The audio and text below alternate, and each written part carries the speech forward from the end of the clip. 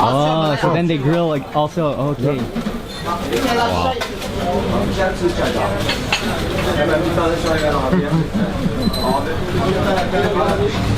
Wow, that is right off the fire.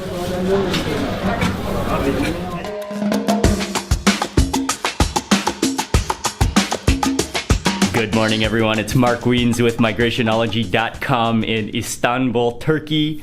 Woke up very early this morning and it is a bright, sunshiny day. The sun is reflecting over the Bosphorus. Today we are gonna do some sightseeing and some eating. It's about 7 a.m. now. We are walking towards the tram station and we're gonna take the tram to Sultanahmet.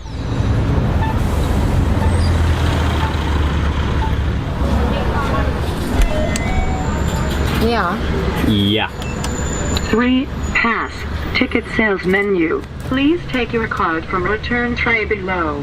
We made it to Kabatas tramway station and figured out how to buy our tickets. It was pretty easy and we are gonna load onto the tramway now. Or this one is already closed? This one's already closed? Oh, Vadaya. Oh, you pressed the button. Okay, we made it onto the tramway.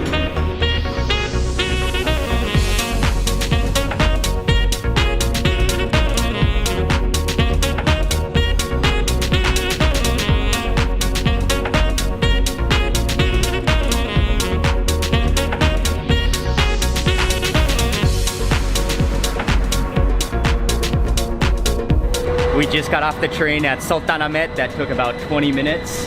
And this is the area, this is a neighborhood within the Fatih district of Istanbul. And it's one of the most famous, most important areas of Istanbul. And some of the most well-known attractions are located in this area. And our first stop this morning, we are going to what is called Sultanahmet Cami, which is known in English often as the Blue Mosque. Wow, it is just amazing already. I can see the Blue Mosque to the right and Hagia Sophia to the left. The view from the outside is spectacular. And this is one of those places that I have seen so many photos of that it almost feels like I've been here before because I've seen so many photos of it. But at the same time, when you're here, it's completely different. The magnitude of it, and of course the inside is going to be also completely different than the photos. Oh, and stepping into the main courtyard area. I think we came at the perfect time though. It's almost completely quiet and just beautiful.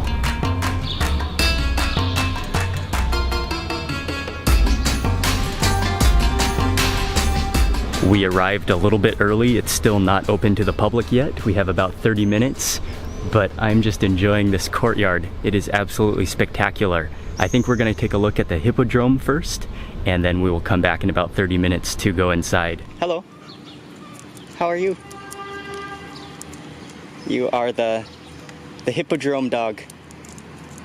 Right outside of the Blue Mosque is the Hippodrome of Constantinople, and this is an open square area. Hippodrome means the horse path, and so this area is also often called the Horse Square. The obelisk is made from pink granite and with some Egyptian carvings on the sides of it, and it looks almost new. It's so like perfectly well kept. And then on the base of the obelisk, you will see some different carvings. You can see Theodius the Great, as well as some of his family, which are carved into the base.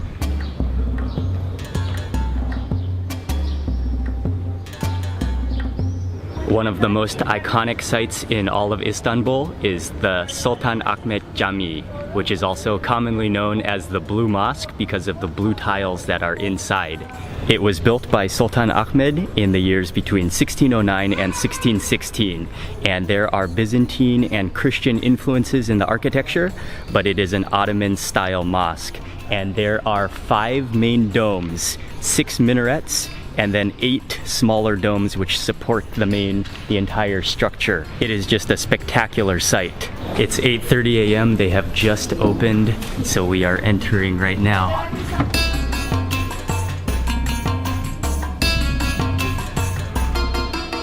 And you walk inside and it just opens up into this huge prayer hall area. And Within on the ceiling, within the domes, there are over 20,000 handmade ceramic tiles. Some of them have kind of floral and cypress designs, and then it contrasts the red carpet which is on the floor. But this is just an amazing sight, just giant columns, and what I really like is you can see all of the domes as well on the inside. There are also dozens of ancient chandeliers, and there are over 200 stained glass windows.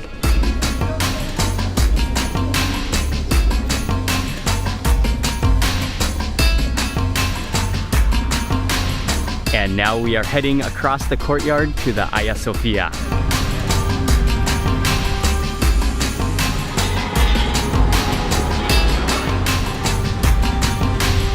And it started off as a Christian basilica, and then it became a Roman Catholic cathedral, and then it became a mosque, and now present day it is a museum. But there is just layer upon layer of history.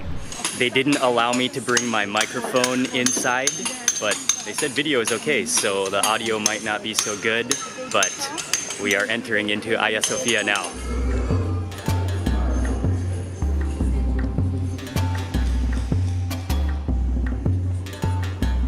It is absolutely gigantic, and the main dome, which is right above me right now, it's so high. They are doing some construction in here right now, so there is scaffolding on one side, but that doesn't take away from the magnitude of this place, and you can just feel the ancient history in here.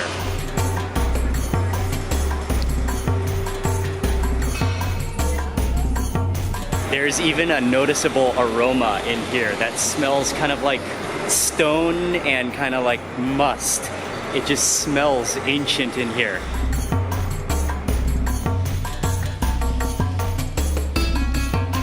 Along with the dome and the entire Hagia Sophia, one of the things that I've noticed is the floor, which includes just giant pieces of marble. Just imagine how many thousands and thousands of people have passed through this same door and walked across this same stone, and you can see it starting to slump. We are now heading up to the upper gallery. Oh, and entering this feels like we're underground here.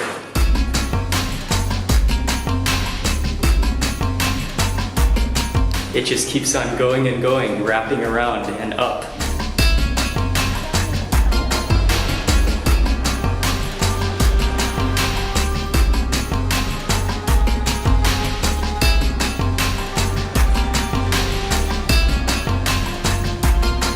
I'm gonna go look out this window, and I think you can get a nice view of the Blue Mosque from here.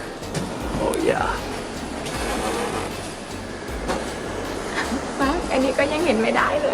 Hagia Sophia is a place that I have dreamed about visiting ever since high school when I took a course on Western civilization. So I'm extremely glad to have had the chance to visit. It was amazing. When you come to Istanbul, you do not want to miss seeing both the Blue Mosque and Hagia Sophia. We are now walking over to the Topkapi Palace.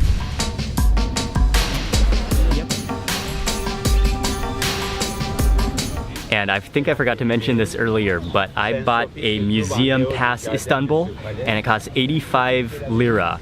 And it is valid for many of the museums, and it's valid for 5 days. So even we entered into Hagia Sophia, and now we're gonna enter into the palace. Each of those entrances on their own are 40 lira, so with the card, that's just an extra little bit, and it also allows access to many more museums. So if you're planning to visit many of the museums in Istanbul, it's a great way to save some money, and also it allows you to bypass the lines for tickets. The entrance of the palace really looks like a castle with 2 towers, and the doorway right in the middle.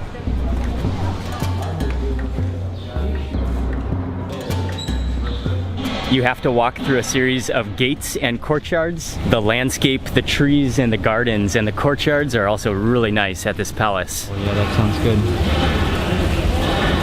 good. The entire palace area is huge. You can definitely spend a couple of hours just walking around the courtyards and the gardens, and then going into the different rooms. And now I am out here. This is the 3rd courtyard, I think, and there's a nice view overlooking the Bosphorus.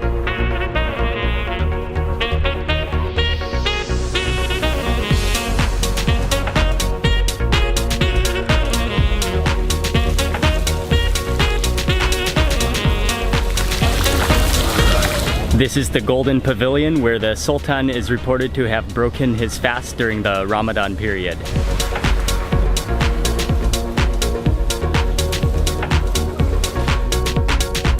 For our final stop at the palace, I am in the Imperial Harem, which is an area of the palace that was reserved exclusively for women. And this is supposed to be one of the highlights of visiting the palace. What's already amazing just entering is the tile work and the preservation of the tiles.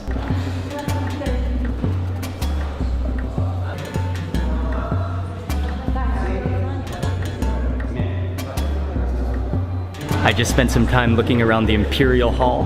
That's one of the most impressive places in the whole palace.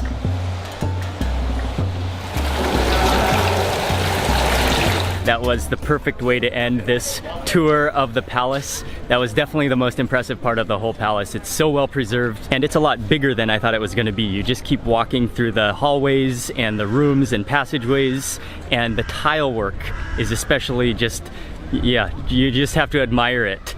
All of this sightseeing has really made me hungry, so next Ying and I are on our way to lunch.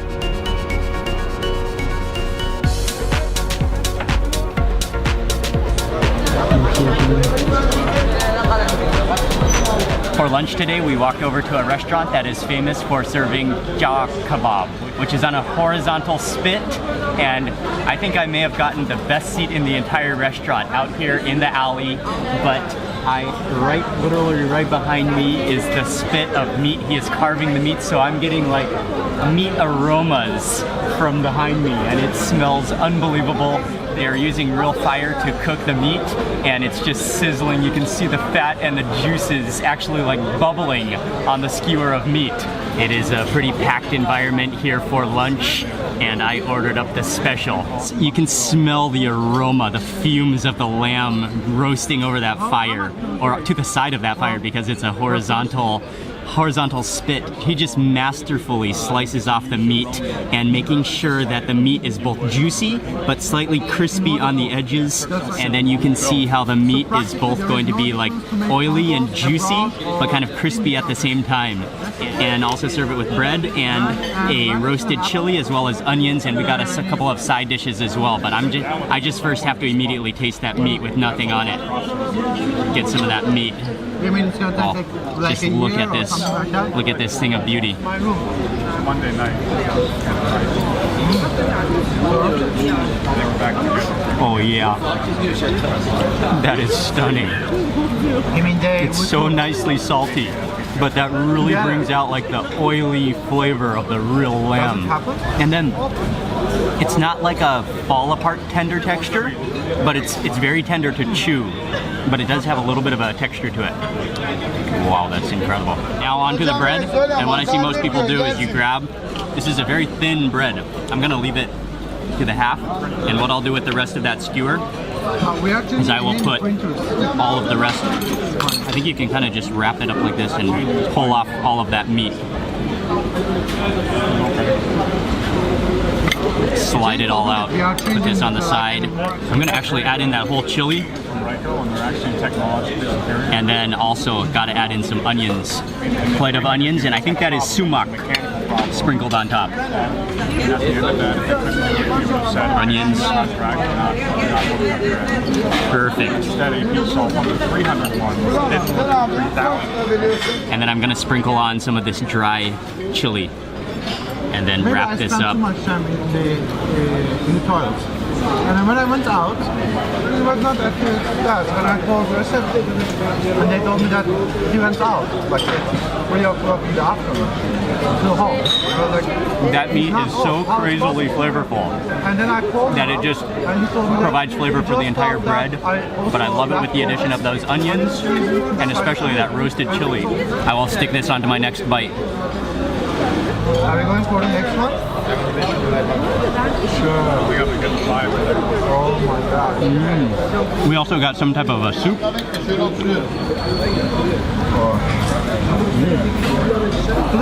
I think that's like a lentil soup. It's like I think it's like a lentil puree. We also got a mixed salad. There are tomatoes in here and cucumbers and parsley and chilies. And I hate waiting.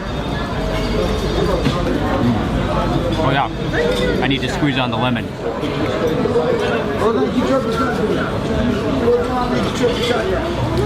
go ahead and remove the skin. I don't think you're a fan of this. You're not a fan of this. I mean, I can have. I don't like it. Still. The tomatoes in Turkey have been so good for my next roll, and you can order more skewers of meat as well. I'm gonna double up on the meat. Wow. And next skewer. What I love so much about this meat is it is the absolute perfect ratio of fat and meat.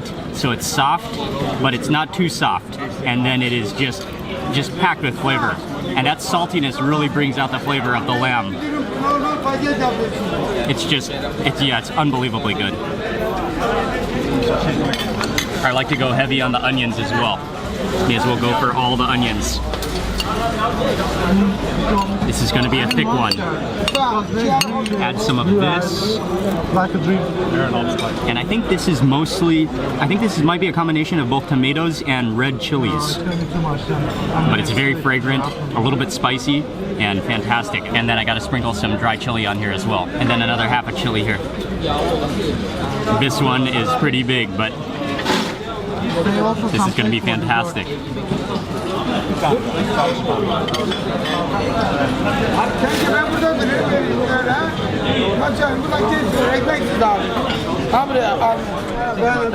I could not resist the opportunity to order some more meat. I had to have 2 more skewers. It's just so good. And I'm not going to eat any bread, just pure steak. I'll take that thick piece from the middle there.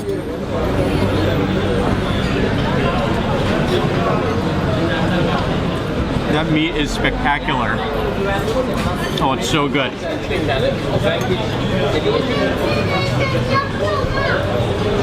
Yeah.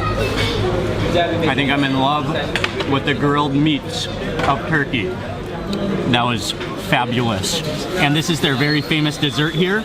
I'm not sure the name of it, but they only serve one dessert, and you can see walnuts in the middle, and it looks like almost little noodles on the outside, and then it looks like a sweet kind of syrupy dressing.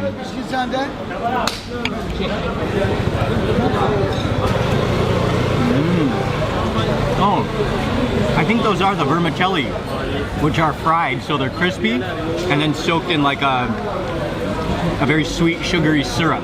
And then those walnuts are in the middle. It is pretty sweet for me. I do prefer the salty, but that is very good though. Yeah. The tea is a fantastic way to end that meal. Erzurum, yes. Okay. Istanbul from all east. Erzurum is another city. Okay. Okay. So it's so good. It's so good. You are from? I am from America, but I live in Thailand.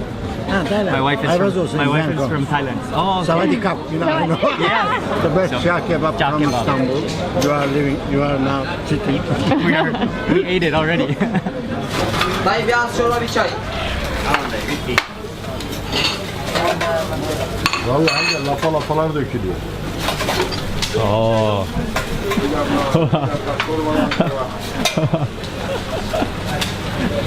Very nice. Oh, so then they grill like also, okay. Wow.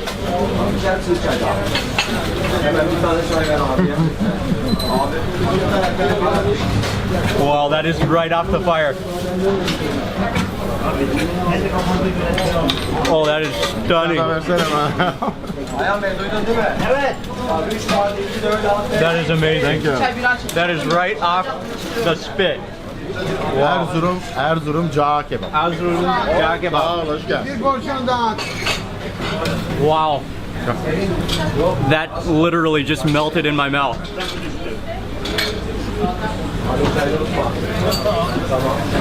You have to go. Oh, that was one of the most amazing meals ever.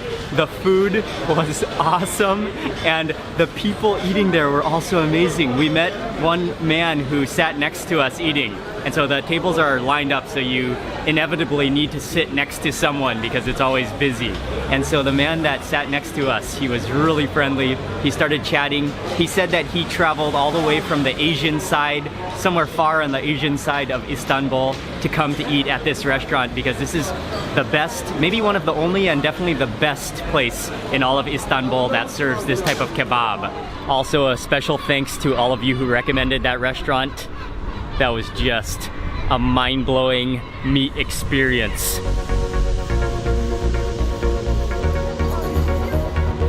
The next place we are going today is the Basilica Cistern. The Basilica Cistern is one of the many underground cisterns in Istanbul, and this one that we're gonna visit, it's located right across the street from Hagia Sophia. It's really dark and kind of feels damp and musty down here. This was an ancient cistern that dates back to the Byzantine period, and it was commissioned by Emperor Justinian I in the 6th century. Although there are many underground cisterns in Istanbul, this is one of the largest, and it is a water storage facility. It measures 70 meters by 140 meters. I have read that some people find it spooky, scary in here, and some people find it kind of romantic. What are you thinking? Is it scary or romantic? Both. Both at the same time? Mm-hmm. It definitely is a little bit spooky.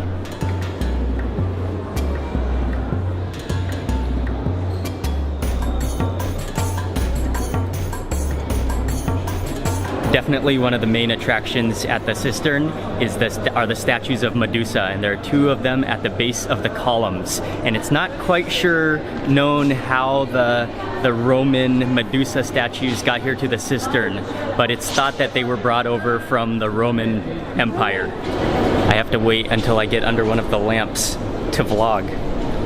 With all the fish down here, you could definitely survive for a while too. We just exited back onto ground level from that dark dungeon. That was pretty cool. So basically this entire ground and this park, which is located right here, the cistern is below that. It's the middle of the afternoon. I think that we've decided to take the tram back to our hotel and rest for a little while before dinner.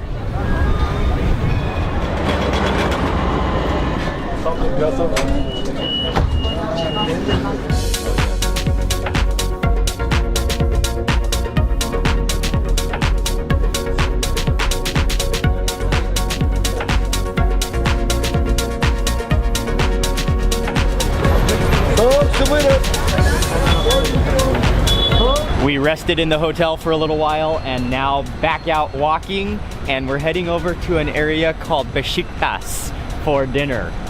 And the reason I know Beşiktaş is because they have a football team, and so I recognize the name of the neighborhood.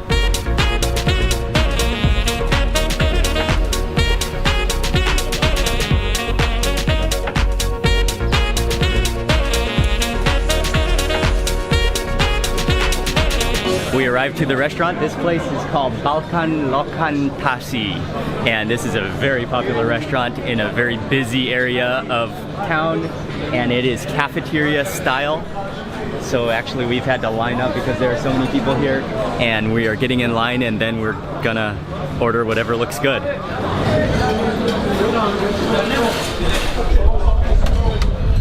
Okay, so you grab a tray down here on the bottom. Oh my goodness, there are so many choices. Chicken in the back?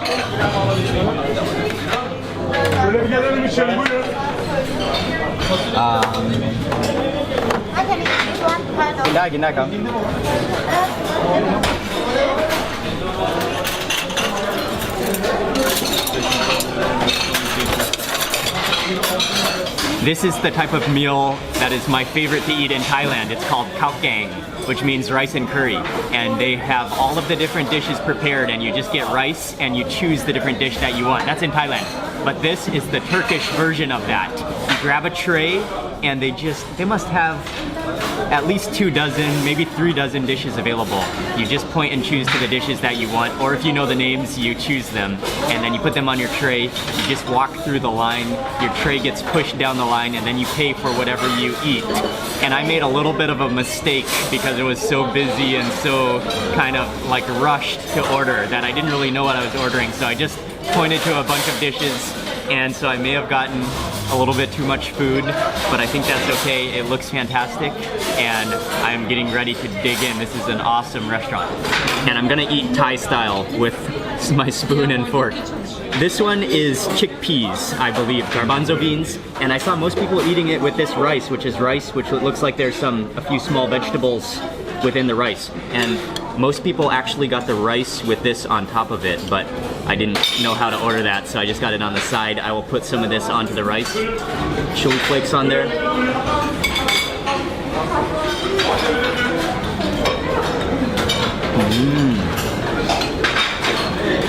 That's like a slightly spicy, tomatoey chickpea stew. That's just like good classic beans and rice. I think this one is yogurt with eggplant. I think that's yogurt. And, oh, are there roasted chilies in here too?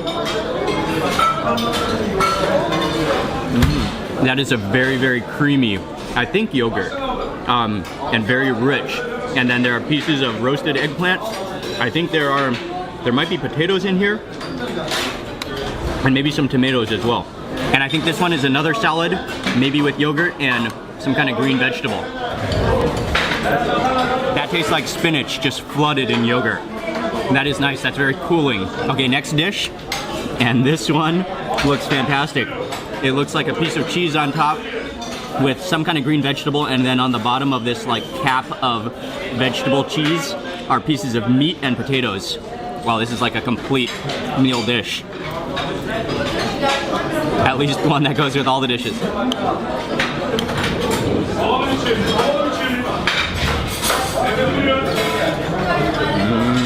Okay, this one is awesome. It's like a creamy, oily sauce with nuggets of tender, I think it's beef. And then the green vegetable is very soft and tender. And then just a cheese cap. But the cheese is not too rich or salty. I like this. And I think this should be eaten with rice. It's either, maybe it's beef? I'm really not sure.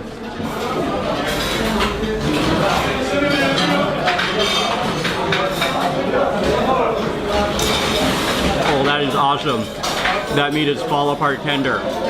And that's like a little bit of a tangy, like tomatoey sauce. It kind of tastes similar to the chickpeas, but the meat version of it. And then this is another eggplant we got with tomatoes in it.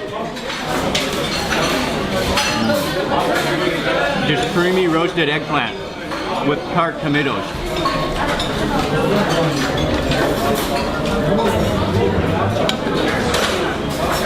I am pretty stuffed after eating that meal. That was a lot of yogurt. I don't know if I've ever eaten so much yogurt in one meal in my life. But that was some really good food. That tastes really like homemade, home cooking actually.